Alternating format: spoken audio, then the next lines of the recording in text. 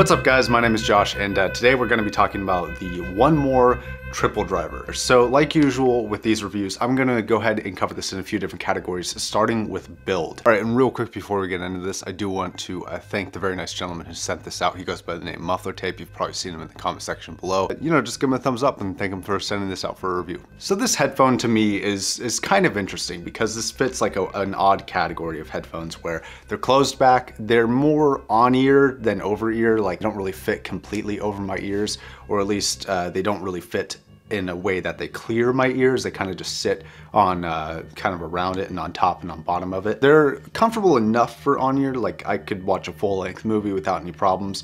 More on movies in a second. And I can definitely feel the inside of the ear pad. They are labeled left and right, which is nice just at a glance, although you can also tell with the cable input area, it's marked white and red. Now these headphones kind of surprised me when they arrived because in pictures and videos, they do a pretty poor job of looking very high quality, but the build on this is actually impeccable. I mean, there's hardly a use of plastic on this headphone anywhere. This part's metal, the ring is metal, the headband is metal. You have this very, very soft pleather that's very, very plush and feels very rich and very nice in the hand. It does feel a little bit flimsy when you're moving it around, but I think that is partially due to the fact that it is foldable.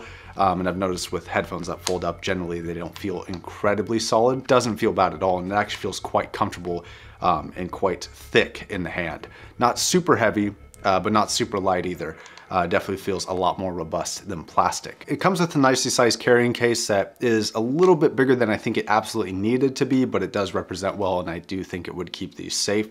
And then it comes in a fairly nice box with a cable that I'm not super impressed with, but I guess it does the job, but it does hold the kinks, so you may want to look at upgrading. Now real quick on the cable, if you are looking at upgrading, you are going to want to make sure you have the 3-pole 2.5mm connectors rather than the 2-pole, because I think that 2 of these poles go to each individual driver, and if you only have the one, I think it only goes to the main one on the side, not the ceramic tweeter in the front. Speaking of those tweeters, this is called the triple driver, and that's somewhat kind of half misleading. So they have a ceramic tweeter that actually is kind of forward firing, and that's kind of where you get this unique imaging and soundstage, which I'll talk about more in a second. Then it has a standard graphene driver, and then on the back it has what they call a bass reflector, which if you're familiar with speaker terms, basically what that is just a passive radiator. So it's not powered, it just moves and helps assist air with generally bass response. Okay, so now let's jump into the power requirements of this headphone. So this is a 34 ohm headphone and it has a sensitivity level of 104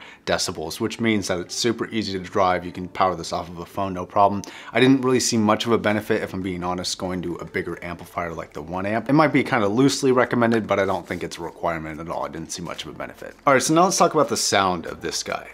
This is a headphone that I would describe as being more about fun than technical listening, which isn't necessarily a bad thing. It kind of just depends on what you're going for. It kind of has this kind of W-shaped sound signature. We used to flat, you know, slightly upward curve in the mid-range, or V-shaped or whatever. This is kind of a W. It kind of goes up in the bass, up in the mid-range, and then up in the treble, and kind of has dips everywhere in between there. Now overall, this is going to be kind of a bassy sound signature. And that's kind of what you're gonna get with this. Now what this does really, really well, because I generally try and find what a headphone does well.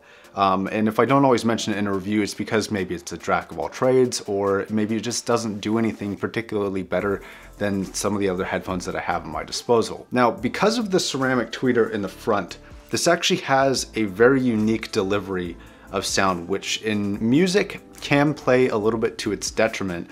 But in movies, I actually found it to be incredibly useful. And I'll talk about that more in a second, but first let's go ahead, like usual, and jump into treble. So the treble here was somewhat disappointing with everything except for how it's delivered. It rolls off between 10 to 20K area. There's not a whole lot there.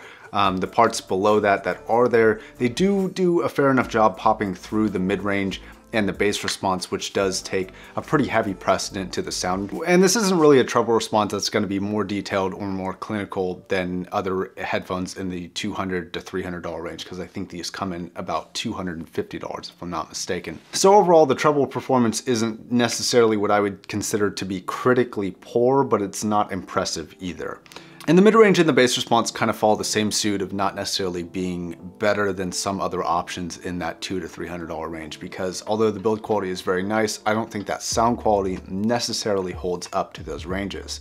at least not in every category. Now, if not for the bass, I feel like the mid-range in this actually would have been fairly forward and fairly pleasant and nice to listen to. Because it does come across fairly smooth, not extremely detailed, but it is very, very enjoyable. But it is overpowered a little bit by kind of the 80 to 120 hertz range that really tends to bleed in from the bass notes, because that really has kind of a boomy effect to it, which, you know, it's like, that may be what you're looking for. A lot of people kind of do actually like that sound signature where the bass is really overpowering and a little bit more powerful than the rest of the range. And that's kind of exactly what you get with this headphone. You don't get the most resolving mid-range or anything like that. It is somewhat overpowered and somewhat below what I would consider the power of the bass to be. Although as an overall headphone, this is fairly enjoyable. I don't want to take away from the enjoyment capabilities of this headphone. Just if I'm going to analyze this critically, it does fall flat a little bit in those areas. Now, the vocals and the tweeter arrangement is something that I kind of want to pick apart here. So the tweeter seems to handle really the upper ranges of treble. And so what you get is this bass response in this mid-range that is coming from around you or to the sides of you. And then the very finite details are coming from right in front of you.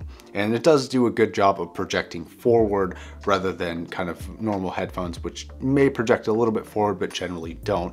And they're kind of stuck kind of in your head. It does never really trick you into believing that someone is in front of you, but it is kind of a unique approach to the imaging and soundstage where it does feel a little bit in front of you. Now, vocals, they are smooth, but they do feel slightly thin, especially when compared to the bass response, because I think that the bass response is a little too boomy for my taste. I would say that a more even-ended headphone is going to be like an M40X, and that's going to come in at a fraction of the price. I do recommend brainwaves pads with that, and that's going to give you kind of more analytical performance than this does. But the vocals on this are not incredibly forward. They are smooth and they don't have an extreme amount of detail in them, but they are enjoyable and they are nice to listen to. Okay, so the bass response. The bass response is thick and a bit of a mixed bag. I think that the 80 to 120 hertz is a little overdone. It does roll off about 40 to 50 hertz. There isn't much below that, which is surprising because given the designated bass reflector, I would have liked to have seen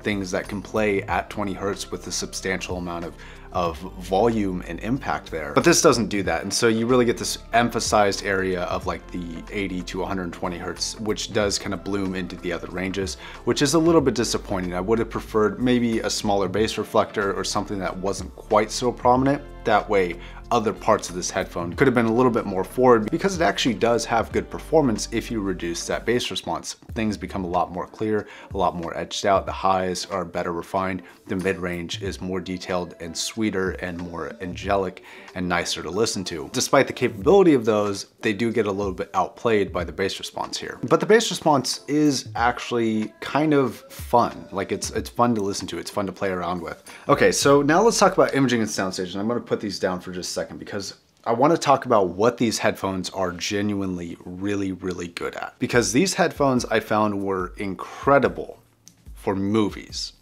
Now let me explain why. Now movies to me are about immersion and fun. And a problem that I have with headphones is that I'm listening to something that is coming from inside my head in terms of how I'm hearing it, but I'm watching something that's in front of me. And the way that this delivers imaging and soundstage, because of that forward-firing tweeter, I'm getting a little bit more forward projection than I am on other headphones. So I'm a little bit more immersed in what's on the screen. Is it the most technically accurate headphone for the absolute pure amount of detail? No.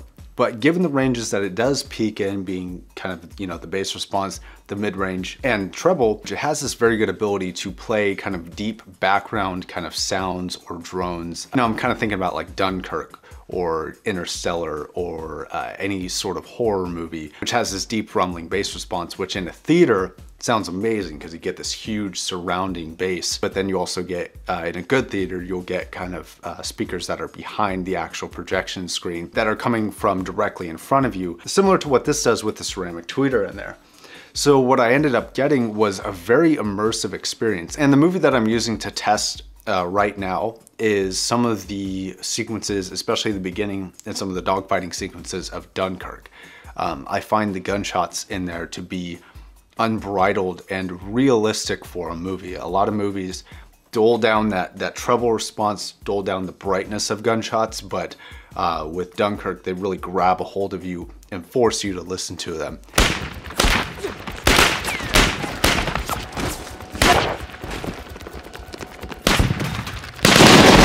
And then you have this great underlying background music from Hans Zimmer. Another great score by him, a total win in my opinion. And on a complete side note, if you haven't seen that movie, what are you doing with your life? I'm gonna leave a link to that just to check it out because I love that movie. It is such a good movie. Anyways, the response I was getting with this was a very immersive experience, and for movies, that's what I look for. Gunshots seemed like they were coming from on screen, and because of the difference in frequency between the front firing tweeter and kind of the side driver that it has, you did get a little bit more of that forward to back imaging that you would get with a gunshot whizzing over your head or something like that.